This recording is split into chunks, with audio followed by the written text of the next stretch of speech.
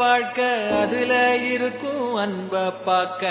கரும்போடு காக்கா குருவி கதைய கேட்க